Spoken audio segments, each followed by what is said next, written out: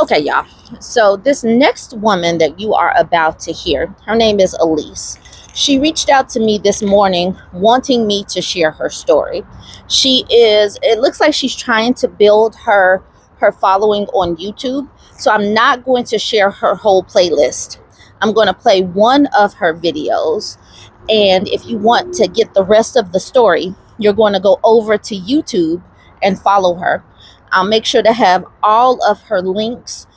Her story is so important. Her story is one of a girl who was sheltered before she went off to college. She was sheltered before she went off to college, so she didn't know the signs to look out for in men. And so I think that by listening to some of her story and some of the pitfalls that she went through, you will know how to better help your daughters. Or if you are young and you've been sheltered and no one has given you any guidance of the games that some of these men play, this story will help you too. I can understand. I wasn't given any knowledge about the gameplay and things to look out for, red flags. Everything that I learned about dating was by trial and error. So I want you to listen to this. This video is 26 minutes long. She's talking about an ex-boyfriend, some things that where she zigged when she should have zagged, some things that sound kind of gross, like, oh my God, that happened. But go ahead, give her a listen. And if you are intrigued, her playlist will be listed in the comments. I asked her to put everything in a playlist to make it easy for you guys to click into it. All right, let me know what you think about this. The next voice you will hear will be Elise. Hello everyone, welcome. My name is Elise, and today I'm going to be sharing 4 stories, and they each have to do with me beginning dating, being so fresh and bright-eyed, bushy-tailed, not knowing anything, coming from a very rough, traumatic childhood, and as you can start to put the pieces together, it just didn't ultimately result very well, but I did learn many lessons along the way, and I'm still in the healing process, and this is going to be a huge part of it. So shout out to all the brave women who have told their stories before me, and it's now my turn. Thank you in advance. Also, be aware that there are going to be some trigger warnings, and I will say the specific ones preceding each video. So if certain topics are really heavy or too much for you, then viewer discretion is strongly advised. This is story number 1, and it's titled College X. As I mentioned in the overall synopsis of these series or saga, however you'd like to call them, I came from a rough background. I had very low self-esteem, didn't have the best relationship with my family, and that's all I'm going to say about them, just out of respect and privacy. And so therefore I didn't know what red flags were. I didn't know how to set boundaries, or that I even could do such a thing. And so that led me to very unfortunate situations with certain people who preyed on the fact that I was so naive, and it took advantage. So before I start the stories, I just want to say about this one in particular, the trigger warnings are DV, FA, and EA or PA. I'm going to spell all these out so that we're all on the same page. And you may be wondering why I have myself blown up on the screen so closely. I'm going to reveal that in a second, but I just want to say thank you in advance. This is not an easy thing for me to do, but it's very therapeutic to listen to other women tell their stories, so I hope that it's also therapeutic for someone to listen to my story, and please learn from my mistakes. I know that I did not make the best decisions in these situations, and like I said, I have learned my lessons. So it's just to help someone else who may be going through something similar, or hopefully to prevent you from going through any of these things that I experienced. So the big reveal now, behind my face, this hair is not cooperating. Alright, here we go. So the reason that I have this image presented before you is because I wanted to find art that was representative of my state of being in each of these chapters or each of these stories. And this is the very beginning, so I chose an image that shows a girl or a very young woman, and you can see she's very innocent, naive, and there's a beast in front of her, and you can see that, at least this is how I interpreted it. I know that art is subjective and people can interpret how they like, but I see here that this young girl is kind of being enticed or lured in by this creature, and because she's blinded by her innocence, she's too naive to see the monster for who he is, and he's kind of able to trick her in a way by doing these nice gestures for her, such as giving her a rose. And he's completely in his full form, and anyone outside of the situation could probably easily see him for the horrible being that he is. But like I said, she's so bright-eyed, bushy-tailed, she can't see what's right in front of her. And that's how I was. This is the end of the introduction. Okay, so I have my handy-dandy notes here, just so that I make sure I'm on track and that I don't forget anything. Not that I think I would, but just in case. So, college. I was very excited, yet anxious at the same time, because it was my first time being away from home for such a long period, especially on my own. So, let's see, it started in September, so this is November of 2013. I went with my roommate at the time. I lived in the dorms, and American dorms are typically 2 people occupancy, and the beds are literally feet away from each other, or I don't know how many meters that would be. Anywho, my roommate at the time and we went to the mall, and we were in a rural area, so if you did not have your own transportation or access to public transportation, it was very difficult to get around. Fortunately, our university had a shuttle that would go around campus and to shops and other establishments that were within close enough proximity to the campus. And so long story short, we go do our shopping, whatever, and then when we're coming back onto the shuttle, the bus was starting to get a little crowded. I had a seat to myself initially, and I was sat against the window seat. So this guy gets on, and I kind of peep him, I was like, oh, he's kind of cute. And he ends up sitting next to me, and I was still very young, especially mentally, and I was like, boy crazy, like, oh my god, he sat next to me, what do I do? So I noticed that he had some video games among his purchases, and me, having been a gamer myself, like, I love playing Mario, Spyro, Crash Bandicoot, Resident Evil, Fable, GTA, like, I like all that stuff, or Grand Theft Auto. So I ended up tapping him on his arm because he had some headphones in at the time, and I struck up conversation, and it was really nice. Everything was flowing. We did not end up exchanging contact information, however, though at some point we did end up connecting on Facebook. So within the time since I met him and then before we actually interacted on Facebook, I literally prayed for this man to be in my life. And let me just say, whether or not you believe in God and you don't pray, if you manifest or just somehow call things into your life, that is very powerful. And we really do need to take heed to the saying, be careful what you wish for.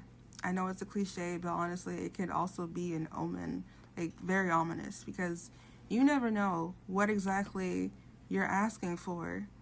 And let me just also say, if something is meant to be or someone is meant to be in your life, it will just smoothly happen. It'll just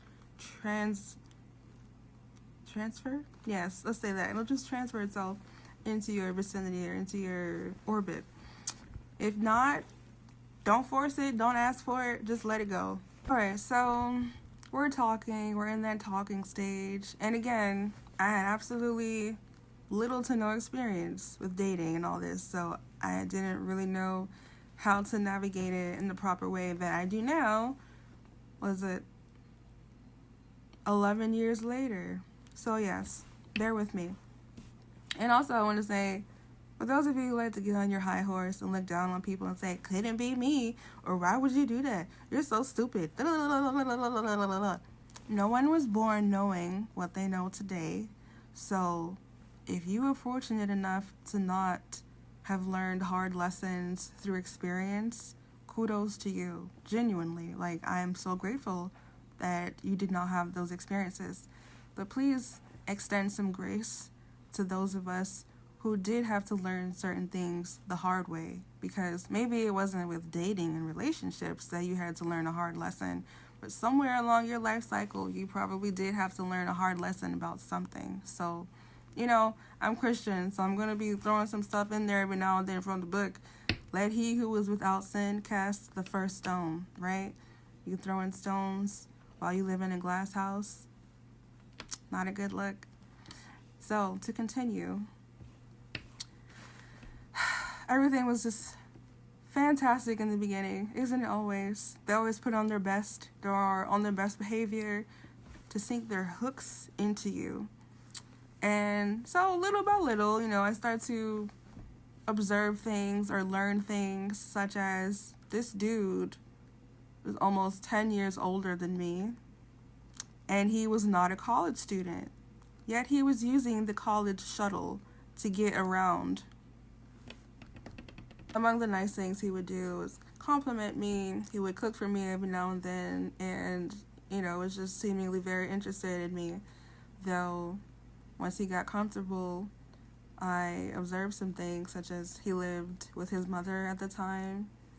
He lived with a coworker illegally, because the coworker had a 1-bedroom apartment with a living room, and the coworker made the living room his bedroom, and then my ex had the actual bedroom, but they shared the only closet in the apartment, and to access the closet, one would have to go through the bedroom.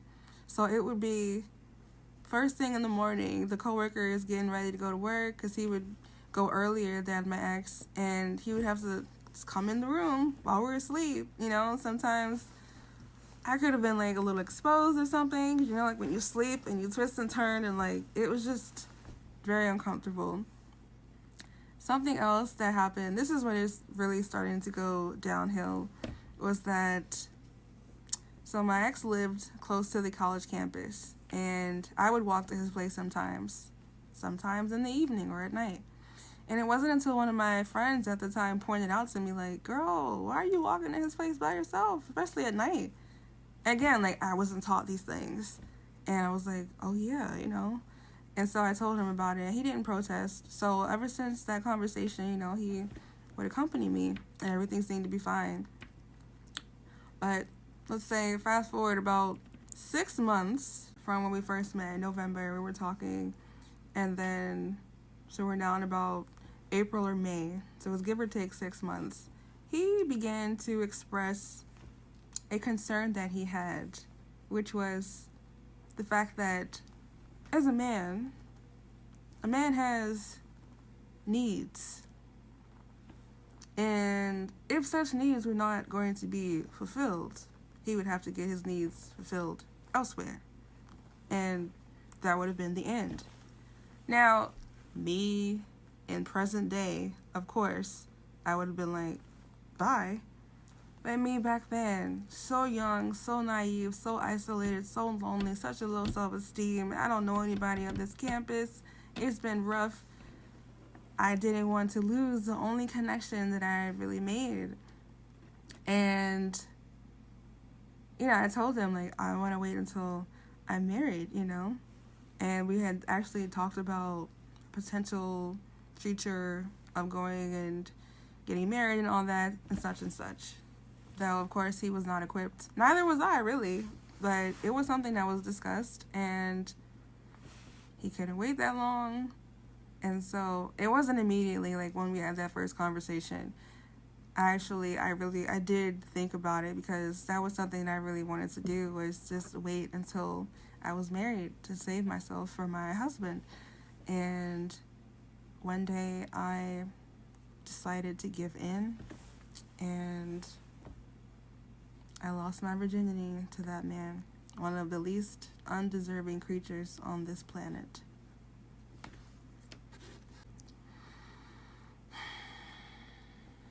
It was everything but what I imagined it would be like. It wasn't special. Like, there was hardly any romance. And I literally was just like, so that's it? You know? Like, I'm not being shady or anything. Like, despite my own experiences and personal feelings about this individual, like, I can compartmentalize those thoughts and feelings and just stay objective. Like, so this is it? And, you know, it's funny because a lot of men will sit up here and shout from the rooftops how much they don't want a woman that's quote unquote ran through or that has a high body count. But it's like, what's the threshold really? Because it seems as if we have been with 0 men. That's the only amount that's acceptable, because anything above 0 is just too much.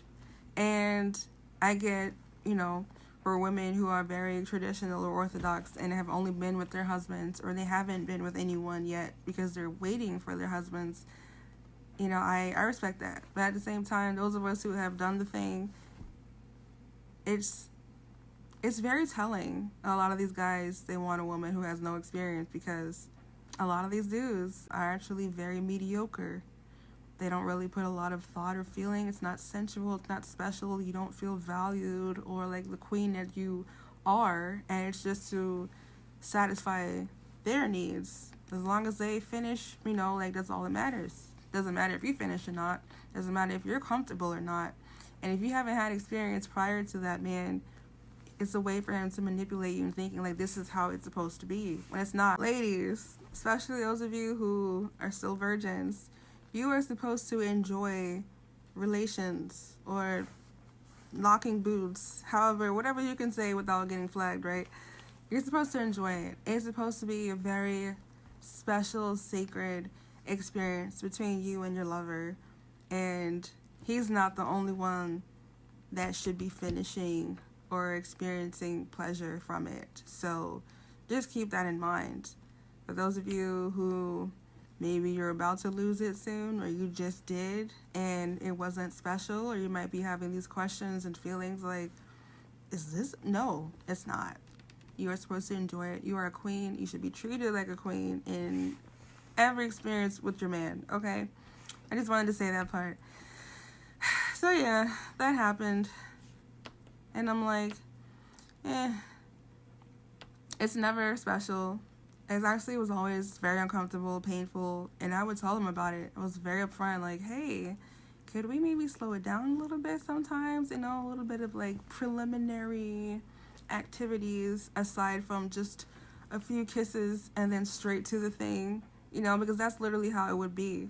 And he would say, okay, yeah, but then it wouldn't happen. Okay, these bangs do not want to bang the way I need them to be banging, and that's fine.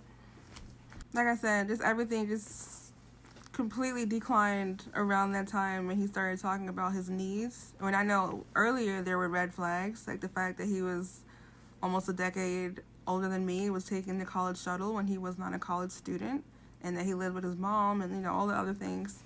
So one day I'm in my dorm, same dorm and everything situation as I mentioned earlier, and there's a method to all the madness. Like, if I mention something that might seem irrelevant, trust it's gonna come back later.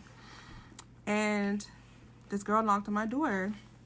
I had seen her around campus, and I think she actually lived in my dorm. I don't remember. Anywho, she told me who she was, introduced herself, and said, I think your boyfriend was flirting with me at such and such bar.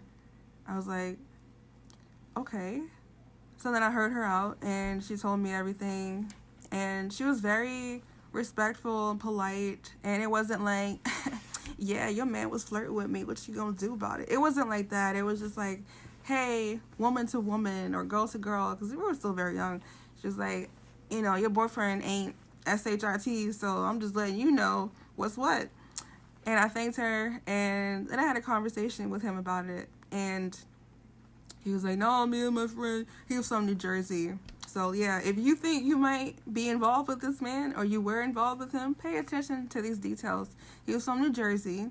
He was like, yeah, me and my friend, we just went to this bar, and you know, we were just hanging out. I wasn't trying to flirt with any girls. Like, yeah, there was some. There's all these excuses, and I was just like, okay, you know, and then eventually I ended up seeing that same girl's picture on, it was on his phone or his computer, and I mean, it wasn't anything inappropriate. It was just like a profile picture or something like that. And I was like, why do you have this girl's photo? He was like, it's just a contact photo. And I was just like, uh-huh. So, you know, like, of course, I'm no dummy, like, in that way, back then. So I just, you know, I kept that in the back of my mind, like, all right, dude. And just to give more details and description about this man, because literally I want to save somebody's life. This dude he's unsafe to be around. So he's from New Jersey, white. He's probably like 6'2". When I met him, he was already thinning on his hair, so he's probably bald by now. He has vitiligo, which is not as noticeable on people who are, you know, like of European descent, but it's still kind of noticeable. And his eyes were like kind of brownish greenish, not exactly hazel, but they did kind of change color. Anywho, yeah, so I've got this in the back of my mind, but it gets worse. Just wait, there's more. So this is my own personal trigger warning, which may trigger someone else, and I'm just going to go down in a non-chronological order of events that also transpired throughout my relationship with this man. So yeah, just bear with me. I haven't gone here in a long time, so it's really hard for me.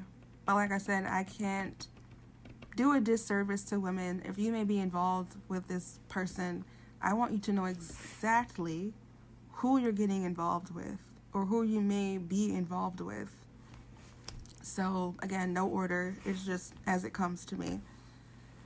One night that I was sleeping at his place, I was woken up by a lot of like raucous movement, and I thought there was an earthquake or something.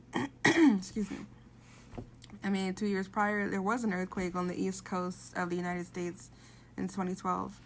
And so I thought, maybe it's not that far-fetched. So I'm coming to, and I noticed, you know, nothing seems to be moving. So I'm on the right side of the bed. I slowly turn over and look, and he's next to me, shaking the bed, because he's touching himself so hard while watching an adult film that he woke me up. And I can't remember if the genre was hetero or not. But that's another thing. He hid his orientation from me. Some people are very sick and disturbed, and I'm not referring to his orientation. I just mean the fact that someone could just do that while someone is right next to them sleeping, to the point that they wake them up out of their sleep. Like, just imagine you're asleep and your partner is just like so hard that it wakes you up.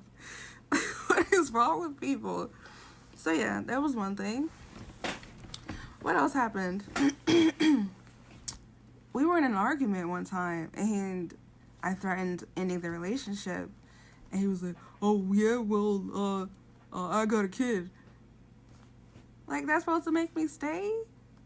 And then apparently it turned out that he wasn't even sure if the kid was his or not, and apparently this woman, the baby mama, not baby mama, was also from New Jersey. She was also a black woman. I remember her name, but I don't want to put her out there because this has nothing to do with her. I'm just saying, like, I can only imagine what she went through with this man. And so something else that happened, let me just double check my notes real quick to make sure I don't miss anything. Like I said, people need to know who they're getting involved with. Oh my god, yeah. I keep forgetting this because this was also very traumatic. I don't know exactly how to categorize this incident, but this is another trigger warning. Yeah, somebody please help me. How would you categorize what I'm about to say?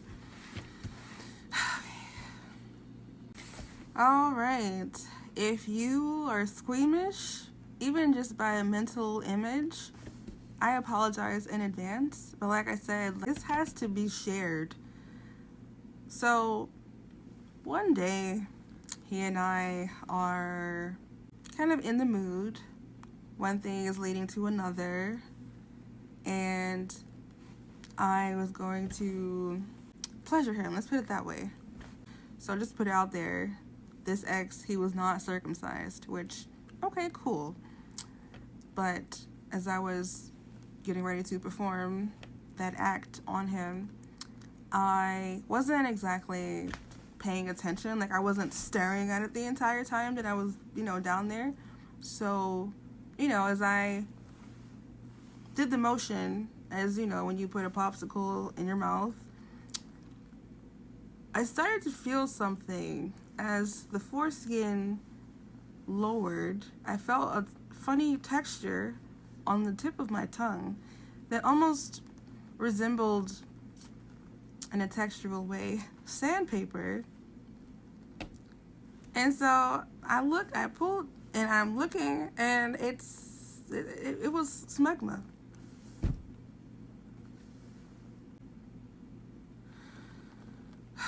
When I tell you, I immediately was just like, what the? Like, I went ballistic. I blew it. Like, I blew a fuse because you knew it had been X amount of hours, days since the last time you washed your tail or exfoliated and cleaned up all that gunk under your foreskin. And you were just gonna let me go down on you? Like, if you've seen that stand-up by Leslie Jones, I don't remember exactly the name of that one, but I remember in particular, she said, wash under your, BALLS. Also, if you're not cut, wash under your foreskin. Please. That was one of the most traumatic experiences I've ever experienced in all my experience. So, yeah, I didn't really talk to him much for like a week after that happened. And he had the nerve to get mad at me and threaten to break up with me because I was literally disgusted at the fact that he didn't clean under his foreskin and was just gonna let me go down on him. Like, you have no right, sir.